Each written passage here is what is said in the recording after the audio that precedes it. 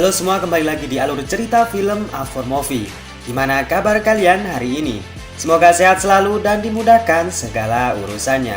Baiklah, pada kali ini Mimin Tampan mau ngebahas film dengan judul Vagabond, di mana film ini adalah film series yang menceritakan seorang stuntman yang bernama Charles Dalgun yang menjadi keluarga kecelakaan pesawat. Dan sejak tragedi tersebut merenggut nyawa keponakannya, hidupnya 180 derajat berubah drastis. Dan tak usah menunggu lama-lama lagi, mari kita masuk ke filmnya. Semongko.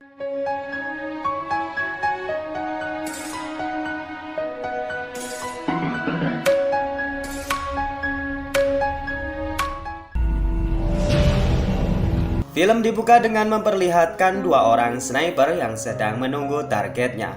Satu orang sniper meremehkan rekannya dengan sebutan monkey atau monyet. Tak lama setelahnya datang dua mobil yang menjadi target mereka. Kemudian si monkey melakukan aksinya. Setelah ban pecah, penumpang mobil tersebut kemudian turun dan memeriksa keadaan. Terlihat di sana seorang wanita cantik yang sedang dilindungi oleh beberapa orang pria bertubuh tinggi besar seperti layaknya bodyguard. Si monkey kemudian hendak menembak si target utama, yaitu sang wanita yang bernama Gohairi. Namun ia sangat terpesona dengan wanita tersebut dan sepertinya mengenal dirinya. Charles Dalgun atau sering disebut dengan monkey terlihat ragu-ragu untuk menembak target.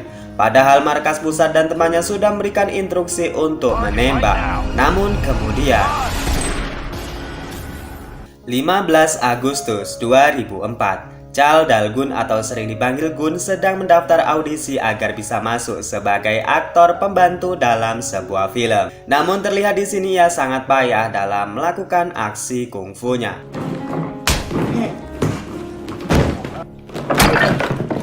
Saat kepalanya berdarah, tiba-tiba saja keponakannya yang bernama Cahun datang dan menangis karena tidak tega melihat pamannya tersakiti. Usut punya usut, kakak kandung dari Gun sudah meninggal dan di sini ialah yang menjadi sosok orang tua untuk keponakannya tersebut. Dan Gun diterima sebagai aktor pengganti dan ia sangat barbar dalam setiap adegannya.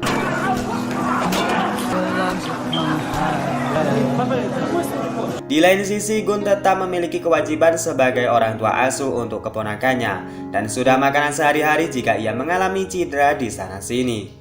Kemudian scene berpindah di mana seorang wanita cantik yang bernama Jessica Lee yang menjabat sebagai direktur John dan Mark Asia. Di acara tersebut Jessica menjelaskan kemampuan jet tempur F-15 Angel kepada setiap tamu yang datang di acara tersebut. Usut punya usut, jet tempur jenis ini sangat cocok untuk menjaga wilayah kekuasaan di semenanjung Korea. Sedangkan di lain sisi dari perusahaan Dynamic System menawarkan jet tempur Fokker 70 yang dianulir memiliki kemampuan misil jarak jauhnya dan ditaksir memiliki harga yang lebih murah dibanding dengan F-15.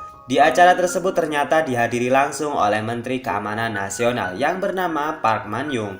Dan ternyata F-15 yang tergolong jet tempur terbaru tersebut memiliki harga fantastis sekitar 200 miliar. Dan diklaim jika membeli F-15 sebanyak 7 unit, maka itu sama saja dengan membeli Fokker sebanyak 10 unit. Dan di sini wakil ketua direktur John and Mark yang bernama Michael nampak sedang mengatakan sesuatu kepada Jessica. Kembali lagi dengan Gun yang sedang bekerja sebagai supir taksi karena ia sudah keluar dari aktor peran pengganti. Di sana juga ia meminta bantuan kepada temannya meminjam beberapa uang untuk melunasi tagihan air dan listrik di dalam rumahnya. Kemudian Hun melihat banyak buku tentang bela diri yang dibuang pamannya di kotak sampah dan ia sadar bahwa pamannya sekarang sudah dipecat dan pasti sedang kesusahan. Dan di saat makan malam, Hun mengatakan kepada pamannya bahwa ia sudah membatalkan rencana ke Maroko karena pamannya sekarang lagi kesulitan biaya. Scene berpindah lagi di Maroko, Afrika Selatan. Seorang cewek cantik bernama Gohairi sedang mengendarai jeep berwarna merah. Di hari itu juga terdapat acara memperingati hubungan diplomatik Korea dengan Maroko sejak 20 tahun yang lalu. Go-hairi yang telat mendatangi rapat di sana merasa malu dengan yang lainnya. Namun siapa sangka setelah para peserta tersebut pulang, Go-hye menyadap kamera dan masang di suatu tempat.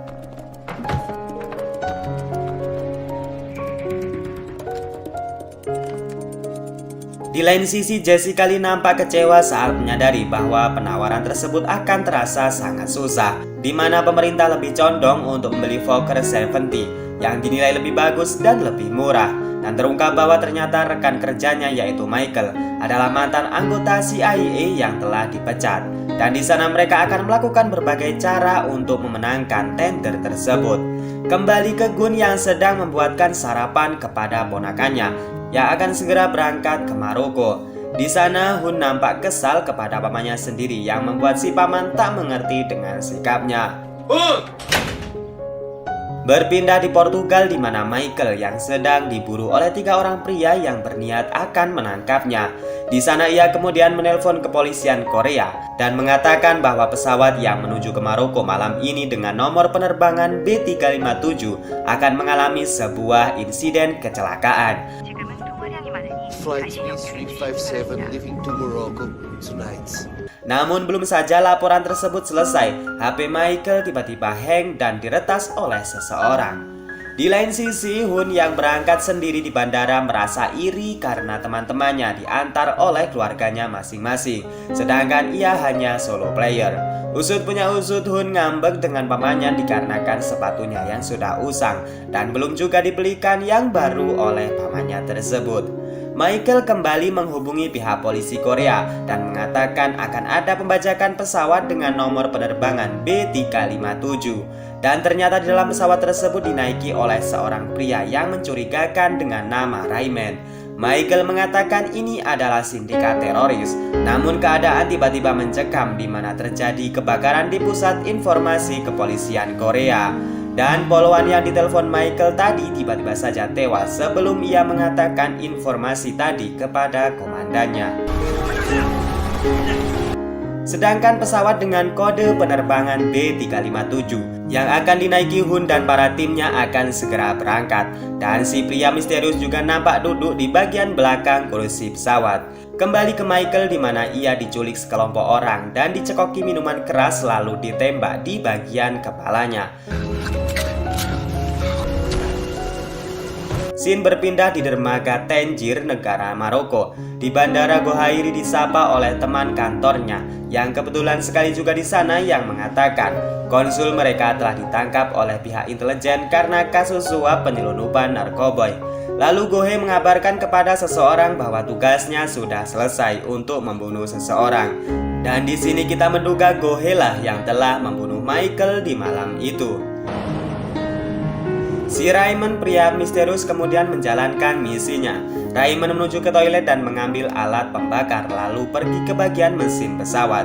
Dan kemudian Raymond memasang alat tersebut untuk membakar tabung oksigen. Hingga kemudian sebuah ledakan membuat seluruh orang panik.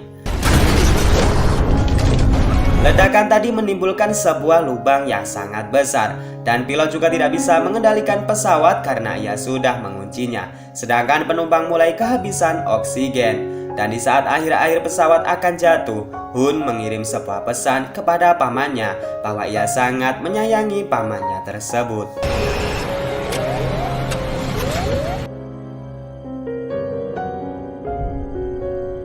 Gun yang sedang menikmati makanannya dan sedang memandangi sebuah sepatu yang sudah ia siapkan untuk keponakannya kemudian dikejutkan di mana berita mengabarkan pesawat dengan kode penerbangan B357 mengalami kecelakaan dan di sini Hun sangat terpukul dengan kejadian tersebut.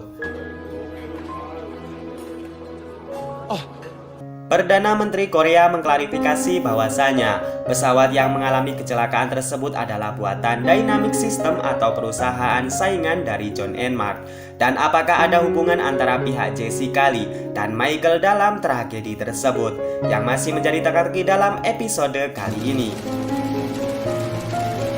Gun yang sangat bersedih ketika melihat kenangan terakhir bersama dengan keponakannya. Di dalam video tersebut, Hun berharap pamannya kembali bekerja di perfilman lagi. Dan di dalam video tersebut nampak mencurigakan wajah dari si Raymond, tersangka dalam kejadian jatuhnya pesawat.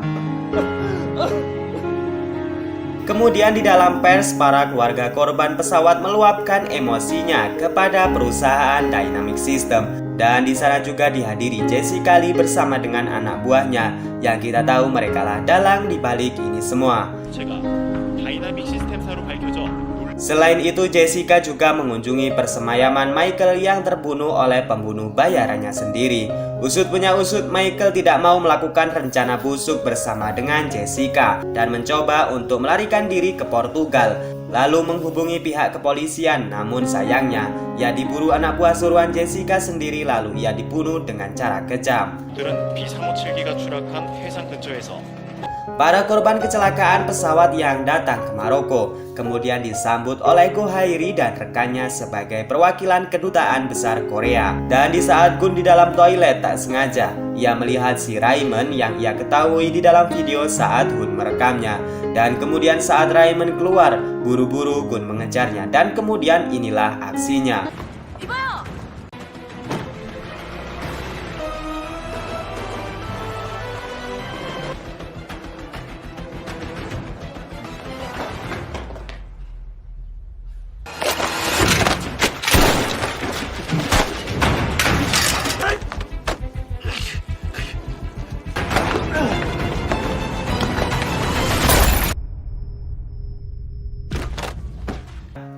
Gun pingsan setelah mendapat benturan yang begitu keras. Namun saat sadar ia segera bangkit dan menaiki sebuah bangunan untuk menemukan Raymond. Raymond yang berhasil masuk ke dalam mobil kembali dikejar Gun dan terjadilah duel seru antar mereka.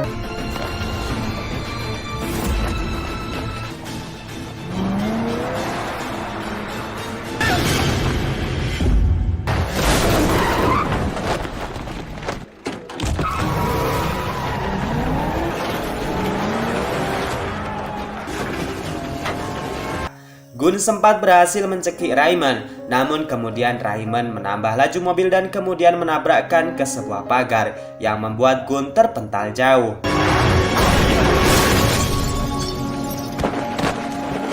Namun Gun masih bisa bangkit dan amarahnya sangat menggelora di mana kecelakaan pesawat bukanlah karena kecelakaan alami melainkan dibuat oleh si Raymond. Dan film Vagabond episode 1 ini pun selesai. Oke guys, nantikan episode berikutnya. Tetap stay di channel Mimin Tampan, channelnya orang-orang tampan dan pejuang rupiah. Saya Naja undur diri. Wassalamualaikum warahmatullahi wabarakatuh.